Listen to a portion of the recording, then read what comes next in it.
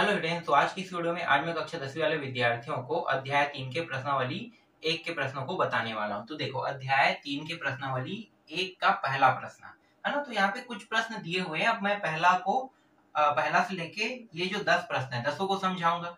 तो पहले हम सबसे पहले प्रश्न को हल करेंगे और इन सभी प्रश्नों में आपको क्या बताना है, आपको ये बताना है कि ये सभी के सभी प्रश्न वर्ग समीकरण है या नहीं। सिर्फ वर्ग समीकरण है या नहीं, बस इसमें पूछा है, वही चीज हमें क्या करना है, इन सभी को हल करके बताना है। ठीक है, तो चलो पहले को पहले हल करते हैं।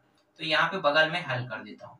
ठीक है, ये वर्ग समीकरण है कि नहीं। देखो, घात 2 है, इसके बाद एक घात है, पूर्ण घात है, मतलब ये वर्ग समीकरण है। ठीक है, तो ये हल करने की जरूरत नहीं पड़ा, ऐसे ही मैं बता रहा हूँ ये वर्ग समीकरण है। तो जो वर्ग समीकरण रहेगा उसको राइट कर देंगे, जो नहीं है उनको क्रॉस कर दूंगा। ठीक है, अब इसको देखो, ये वर्ग समीकरण है कि नहीं। तो ये वर्ग समीकरण है नहीं, इसको हल करके देखना पड़ेगा, क्योंकि नीचे में क्या है, x दिया है और यहाँ पे 2 घात पहले से दिया है। तो अगर मैं इसको हल करता हूं तो देखो, ये जो नीचे में x है उसको हटाएंगे। हटाने का तरीका क्या है, हटाने का तरीका 2 तरीके से है, लेकिन हटाने का तरीका यहाँ पे ये जो x है इसको हटाने के लिए ऊपर में पूरे में क्या करेंगे, x का गुणा। तो ये x 3 घात, यहाँ भी x का गुणा होगा x, फिर यहाँ भी x का। ठीक है, यहाँ पे x है, यहाँ पे तो नीचे में क्या है, ये x है, ये x कट जाएगा। तो ये x 3 घात फिर 1 प्लस 1 नहीं, ये बराबर x। तो देखो यहाँ पे कितने घातों में आ रहा है, 3 घातों में। तो ये वाला वर्ग समीकरण नहीं है। ठीक है, दूसरा पता चल गया, पहला वर्ग समीकरण है, दूसरा नहीं है। तीसरा को हल करने की जरूरत नहीं है, यहाँ पे ये घात पूर्ण है, यहाँ भी घात ये पूर्ण है, इसका मतलब ये वर्ग समीकरण है। इसको देखो, ये वर्ग समीकरण है नहीं की, यहाँ पे देखो नीचे में मान आ गया। तो थोड़ा सा ये समझने में समझने में दिक्कत हो रहा है कि ये है या नहीं, तो हल करना पड़ेगा इसको, क्योंकि ये हल करने वाला टॉपिक बन चुका है। तो चलो इसको हल कर लेते हैं। तो देखो, ये x है, इसको हटाने का तरीका क्या है, ऊपर में x का गुणा। तो ये x वर्ग फिर माइनस, फिर 2 के साथ भी x गुणा और नीचे में पहले से x है, फिर बराबर माइनस x और x गुणा होके यहाँ भी 2 गुणा हो जाएगा ना, इस तरीके से। ये और ये कट गया। आगे जब इसे हल करेंगे तो देखो, ये इस साइड आ जाएगा।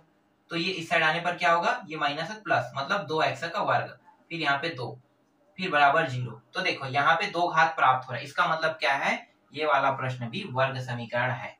ठीक है, इसके बाद इसको देखो, ये वर्ग समीकरण है कि नहीं। ये वर्ग समीकरण नहीं है, इसको हल करने की जरूरत नहीं, क्योंकि ये हल होगा नहीं। यहाँ पे वर्ग समीकरण नहीं है, ये कौन सी बातें प्रूव कर रहा है। तो देखो, ये जो 2 घात है ये तो सही है, लेकिन ये यहाँ पे जो x ऊपर करनी लगा है, इसका मतलब होता है 1/2। तो x कोई भी कंडीशन में आधा नहीं हो सकता, ये पूरा होगा तभी ये वर्ग समीकरण बनेगा। तो यहाँ पे ये आधा हो रहा है, इसलिए इसी जगह के कारण ये वर्ग समीकरण नहीं बना पा रहा है। ठीक है, देखो x के 2 घात है, यहाँ पे x का 1 घात है, मतलब ये भी वर्ग समीकरण है। जब भी वर्ग समीकरण को आपको चेक करना होगा तो चेक कैसे करोगे, x के ऊपर घात जो है वो ज्यादा मायने रखता है। घात अगर ज्यादा है 2 से तो वर्ग समीकरण नहीं होगा, और घात 2 से भी कम है तो भी वर्ग समीकरण नहीं होगा, याद रखना है ना। और घात पूर्ण होना चाहिए और प्लस में होना चाहिए।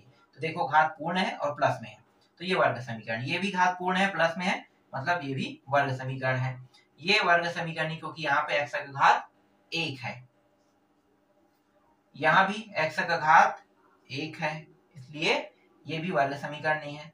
यहाँ पे इसे थोड़ा सा हल करना पड़ेगा। तो ये x का वर्ग फिर माइनस 8x बराबर 0। तो अब बताओ, ये वर्ग समीकरण है कि नहीं, है ना।